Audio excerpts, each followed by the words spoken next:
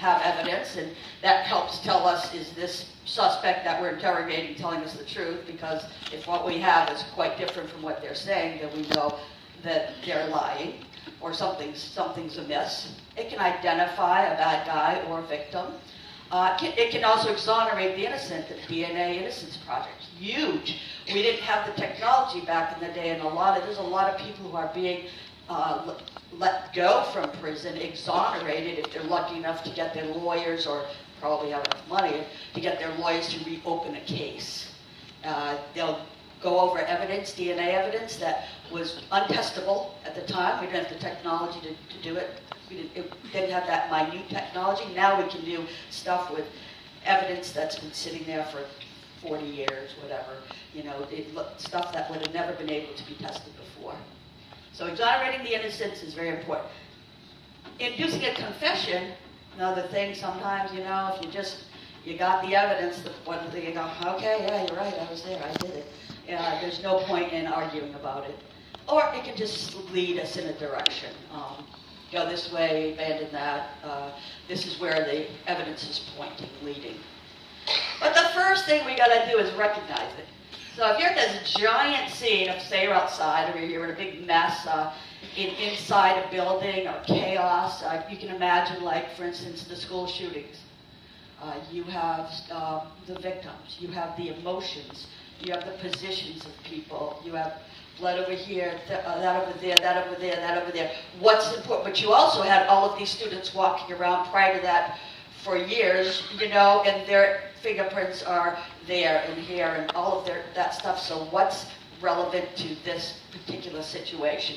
So we have to be able to recognize what's important. That can be a huge task, you know, just deciding, yeah, that piece of paper is worth taking back, that is not, and we can be wrong, too.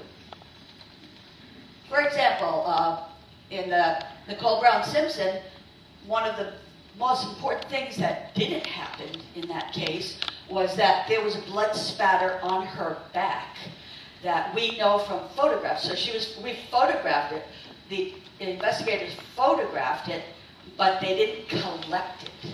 So we know from looking at the picture what blood spatter was probably hers, and then we know from looking at that very much more closely than this, from the way the drops are, the blood spatter is that blood on her back, certain drops there came from the killer.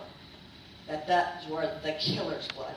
So if those blood droplets had been collected and DNA tested, there would have been no lengthy trial. I mean, there would have been a lengthy trial, but we would have had our answer, pretty much. That would have been it. And that was missed.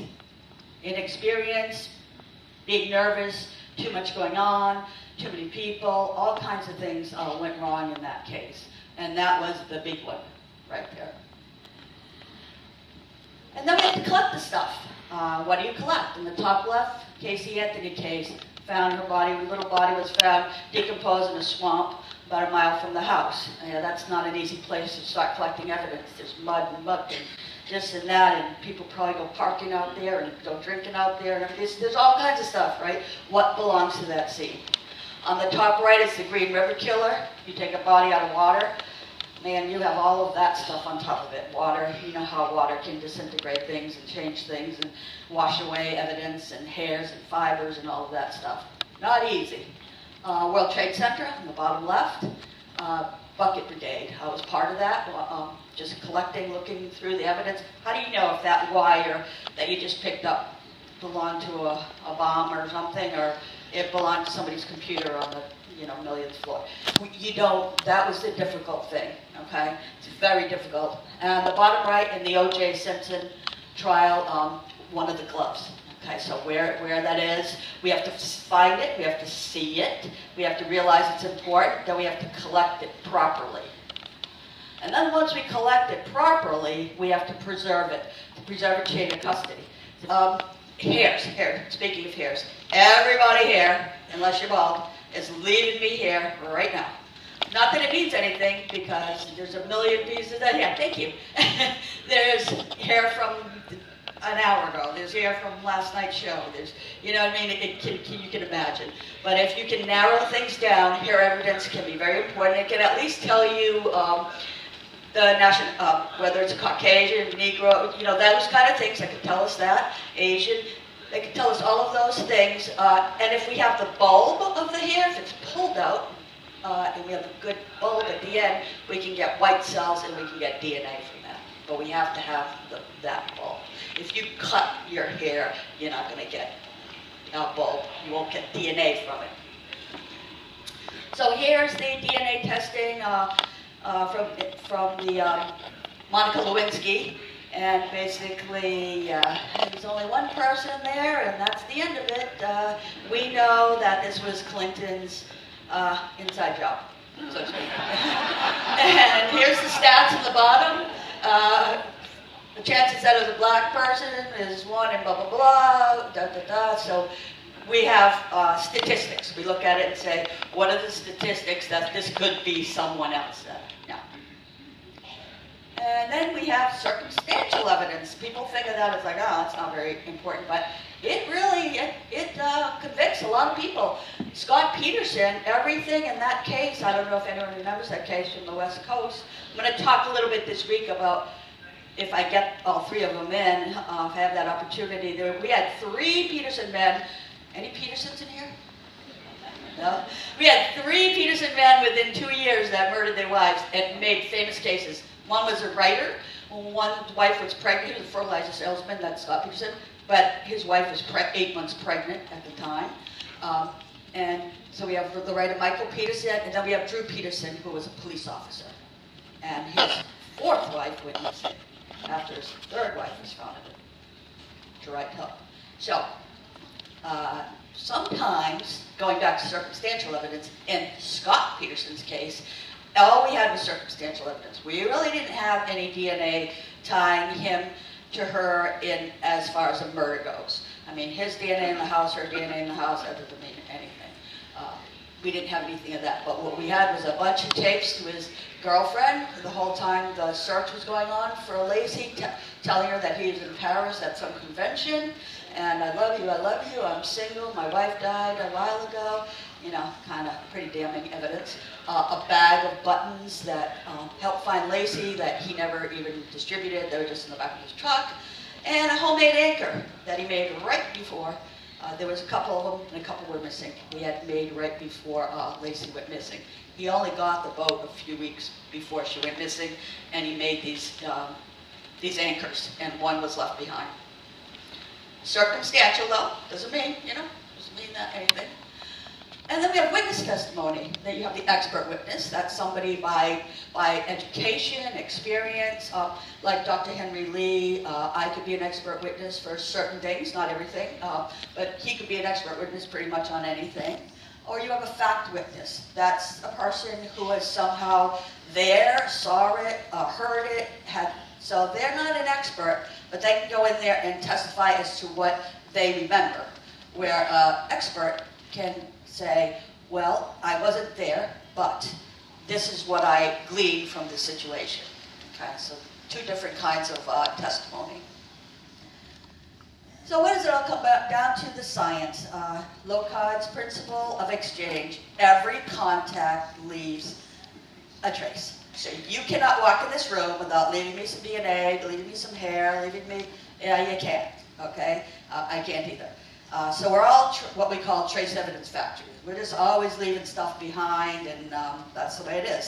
So, is it usable? Sometimes, obviously, there's a ton of it, so you have to be able to segregate it, identify it, what's important, et cetera, But you see in a car accident, there's no way you're not going to get some transfer, right? Paint, things like that. You hug a big tiger, yeah, you're going to get some hairs there. Or dead, you're going to get dead. On the right, domestic violence, you could get handprints, you could have DNA, you could have hairs, you could have fibers, you could have all kinds of things. So we're always connecting with one another and leaving behind some traces of ourselves. And that's the whole game of crimes investigation, to connect. So we need that evidence, we need those pieces, and then we connect. Oh, Sue was with Bill. Okay, and then we can figure out those things from there. One piece of the evidence, but that's the basis of it. So it's a linking of everything between a suspect and a victim. That can be transferred, and we associate that, of course, victims and suspects. And on the bottom right, of course, so it's our puzzle, and on the bottom right is DNA, which is our best, because if we have your DNA, on somebody's body, then it's pretty good you were with them. Well, it is fact that you were with them. So we want to link victims and suspects. So we have people like Elizabeth Smart, and we had to link her with the Mitchells, who had kidnapped her for many months, and then she escaped. If anybody remembers that case. Natalie Holloway and Horan Vandersloot, Casey Anthony and Kaylee and Casey Anthony. One of the Petersons, that's Stacy Peterson and Drew Peterson. Okay, he was her husband. She was his fourth wife. And then some of the Burney victims, probably you guys know that case, David Burney, in the Morehouse murders. They lured people, either lured them to their house or kidnapped them and murdered young women. This couple, David and Catherine Burney, he ended up committing suicide in prison. She's still alive. And of course, here's an example of a connection. There was a drop. Everybody remember there was a drop on O.J.'s socks in his room, in his bedroom. He has a pair of socks that were left there when he went off on his trip.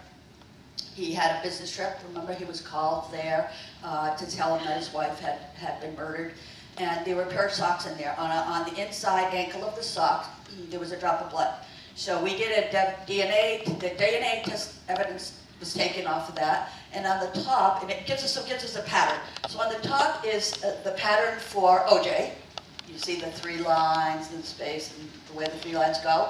And then if you look at Nicole Brown, the blood that's on the sock, the next one down, number 30, see that?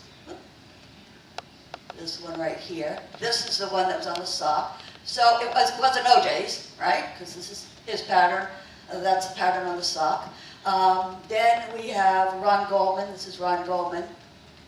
Now that doesn't look like that either, but does it not look like Nicole Brown?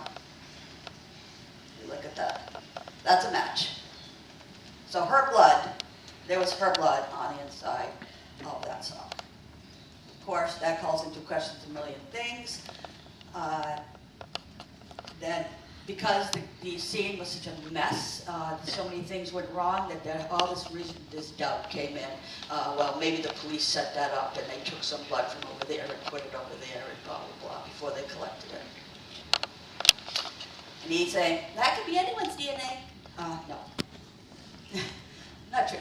So that's why Dr. Henry Lee, when he was in court, he wasn't saying O.J. was innocent. What he was saying was there's something wrong here.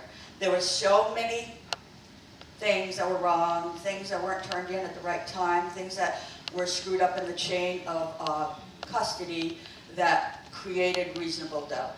And that was very unfortunate. So what we want to do in the end is to determine cause and manner of death. I'm sure you hear that all the time on television. What was the cause of death? What was the manner of death? COD, right? And the MOD. So the cause is what happened. What happened? On the left, you have a disease. Here's brain, a slice of brain. And on the left, you have disease. Okay, that's the cause. That person died from some kind of disease to the brain. On the right, to an untrained eye, they don't look that much different, right? But on the right, that's a bullet wound on the right. So that tells us, okay, this is disease. This is either suicide, homicide, accident, something like that. A different, but it was caused in a different way. And the manner is the how. Was it natural? Bad fatty heart attack. Okay, that's a natural death. Car accident, Princess Diana's car. Okay, accident. Natural, accident. Top right, World Trade Center, homicide. We consider that homicide. That was a purposeful killing of people. The one next to it, and then you see the suicide note on the bottom. So it can be suicide, can be homicide, can be accidental, can be natural. It can also be undetermined, when we can't figure out for sure, when we're not absolutely positive what it is. We say undetermined until we can get more evidence to be more specific about it. So the bottom line, why do we do this? Why do we go through all this trouble, try to gather all this stuff, all this evidence, try to connect it to somebody? That's a lot of work, and it's pretty grueling. So the bottom line is, thou shalt not be a victim. No one wants to be a victim of a crime. Thou shalt not be a perpetrator, and that's like just as bad, right? Being the bad guy who hurt someone or themselves or someone else. But above all, thou shalt not be a bystander. You can't just stand there and say, oh, I don't care, that wasn't my mother, that wasn't my kid. Does anybody know where this comes from? This quote? Well, it comes from the Holocaust Museum. So that is the premise behind what we do in crime scene investigation, forensic analysis. We don't want to be a victim. We don't want to be the bad guy. So we want to study all of that. Why did these people do this? How does this happen? And we don't want to stand by and go, it wasn't me, I don't care. So that was the whole premise that comes back from the Holocaust. So thank you so much for your attention. If anybody has any questions, thank you. If anybody has any questions or comments, I'll be up in the back. They have to come in here and get ready for the show, but I'd be happy to come up there. This is another picture from the